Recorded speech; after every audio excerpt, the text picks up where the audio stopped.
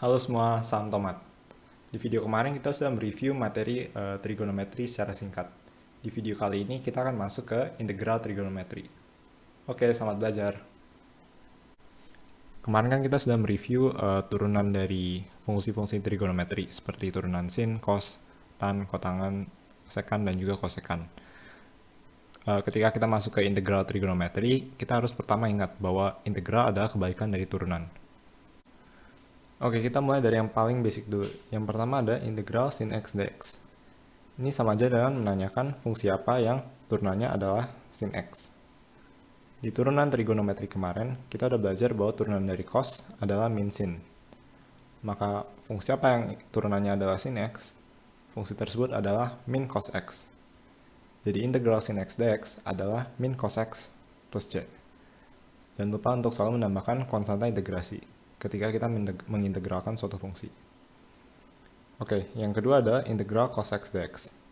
Ini hasilnya adalah sin x plus c, karena turunan dari sin x adalah cos x. Dan yang terakhir, integral dari secant kuadrat x dx adalah tan x plus c, karena turunan dari tan x adalah secant kuadrat x. Nah, ini adalah ketiga properti yang paling dasar yang paling sering kita gunakan ketika mengerjakan integral trigonometri. Sekarang bagaimana kita menyelesaikan bentuk-bentuk integral seperti integral sin misal 4x plus 7. Nah, kalau kita mengintegralkan ini terhadap 4x plus 7, kita akan mendapatkan ini sama dengan min cos dari 4x plus 7 plus c. Karena yang di dalam sin ini sama dengan yang di dalam d ini. Jadi kita mengintegralkan yang dalam ini terhadap yang ini. Karena dua-duanya ini sama, kita langsung bisa menuliskan ini min cos yang di dalam ini. Nah, namun jika kita punya integral sin 4x plus 7, kita integralkan terhadap x, bagaimana kita mengerjakan ini? Kita kemarin sudah belajar metode substitusi. Kita bisa mengerjakan ini dengan mensubstitusi atau memisalkan u sama dengan 4x plus 7. Misal u sama dengan 4x plus 7. Di sini kita dapat du per dx atau turunan dari u sama dengan turunan yang di kanan, yaitu 4. Dan dx sama dengan seperempat du. Nah, ini sama aja dengan integral dari sin u seperempat du, seperempatnya pindahin ke depan du. Dan ini sama aja dengan min seperempat cos u plus c. Substitusi u nya kembali, kita dapat min seperempat cos 4x plus 7 plus c. Nah, perhatikan bahwa ketika kita mengintegralkan di dalam fungsi trigonometri ini ada bentuk linear, kita akan mendapatkan suatu konstanta, yaitu kebalikan dari koefisien x di sini. Jadi, jika kita ada bentuk linear di dalam fungsi trigonometri seperti ini, dan kita integralkan terhadap x, maka kita langsung bisa menyimpulkan ini sama aja dengan kita mengintegralkan terhadap yang di dalam sini, yaitu min cos 4x plus 7, tapi kita kalikan dengan kebalikan dari koefisien dari x ini yang di dalam sini. Misal contoh lain, integral dari cos 3x plus 1 dx. Nah, ini sama aja dengan integral dari cos apa? Integral dari cos adalah sin 3x plus 1 plus c. Nah, tapi karena kita mengintegralkan ini terhadap x, maka kita harus kalikan dengan kebalikan dari koefisien x. Yang terakhir, misal kita ada integral dari secant kuadrat 7x misal dx. Karena 7x ini bentuknya masih linear, seperti yang tadi, kita bisa langsung mengintegralkan ini menjadi tan 7x plus c.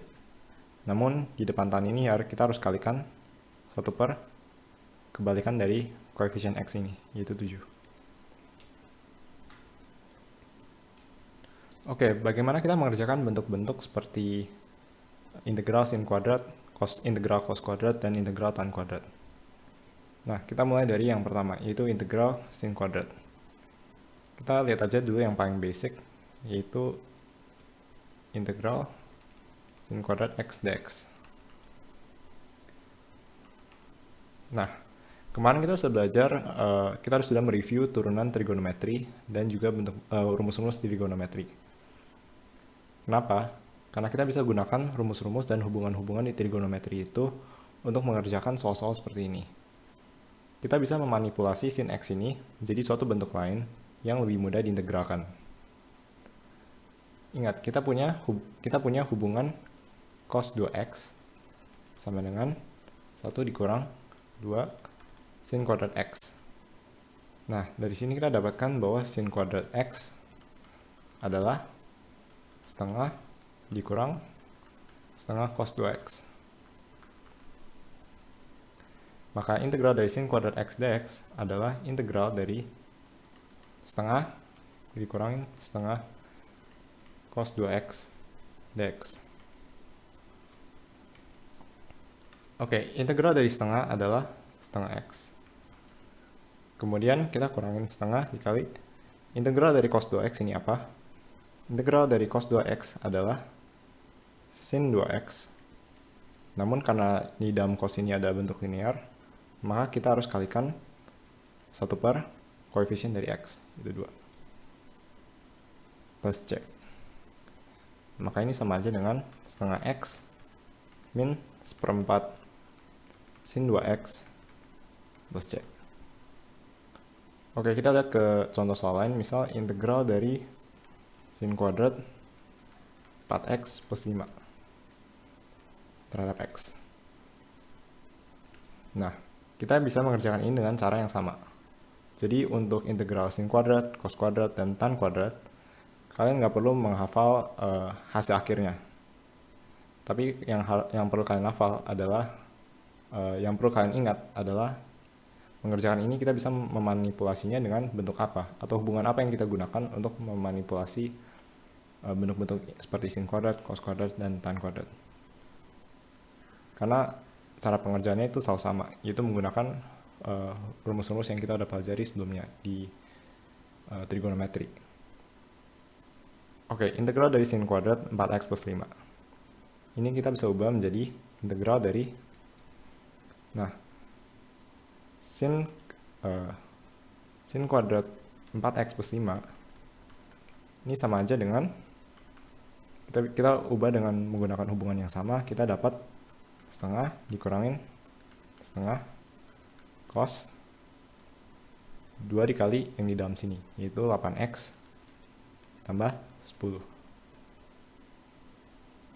Maka ini sama dengan integral dari setengah dikurangin setengah cos 8x tambah 10 dx. Oke, integral dari setengah adalah setengah x dikurangin dari setengah dikali integral dari cos 8x plus 10 adalah, ingat, integral cos adalah sin. Maka integralnya adalah sin 8x plus 10. Nah, tapi kan di dalam sini ada bentuk linear. Maka kita harus kalikan 1 per koefisien dari x ini, 8 plus c. Maka hasilnya adalah setengah x kurangin 1/16 sin 8x plus 10 plus c. Oke, kita lanjut ke bentuk cos kuadrat. Nah, cos kuadrat ini bentuknya, cara pengerjaannya sama seperti sin tadi. Kita menggunakan hubungan cos 2x sama dengan, tadi kan kita gunakan yang ada sin kuadrat. Nah, sekarang kita gunakan yang ada cos kuadrat, yaitu 2 cos kuadrat x min 1. Oke, kita ke contoh soal, kita lihat integral dari, misal, cos kuadrat 7x dx. Bagaimana kita mengerjakan ini? Kita pertama ubah cos kuadrat terlebih dahulu menjadi bentuk yang lebih mudah. Kita manipulasi dengan hubungan cos 2x sama dengan 2 cos kuadrat x min 1. Di sini kita punya hubungan, kita bisa ubah cos kuadrat 7x menjadi setengah ditambah setengah cos 2 dikali yang di dalam sini, yaitu 14x dari hubungan ini. Oke, maka ini sama aja dengan integral dari setengah ditambah setengah cos 14x dx. Integral dari setengah adalah setengah x ditambah setengah sin 14x dikalikan dengan 1/14 plus c. Maka ini sama aja dengan setengah x tambah 1/28 sin 14x plus c. Oke, kita lihat yang terakhir, yaitu bagaimana mengerjakan bentuk integral tan kuadrat. Nah, integral tan kuadrat ini kita bisa pecahkan atau kerjakan dengan hubungan identitas trigonometri, yaitu 1 ditambah tan kuadrat x sama dengan secant kuadrat x. Oke, kita lihat ke contoh soal aja. Misal integral dari tan kuadrat 2x plus 3 dx. Nah, ini sama aja dengan integral dari secant kuadrat 2x plus 3 dikurangin 1 dx. Nah, ingat, integral dari secant kuadrat itu apa? Integral dari secant kuadrat adalah tan. Maka ini ya sama dengan tan 2x plus 3. Namun karena di dalam secant kuadrat ini ada bentuk linear, maka kita kalikan 1 per koefisien x, yaitu 2. Dikurangin, integral dari 1 adalah x plus c. Oke guys, sekian untuk video kali ini. Kita lanjut di part 2 ya. Jangan lupa untuk like, subscribe, dan share ke teman-teman kalian. Terima kasih. Salam tomat.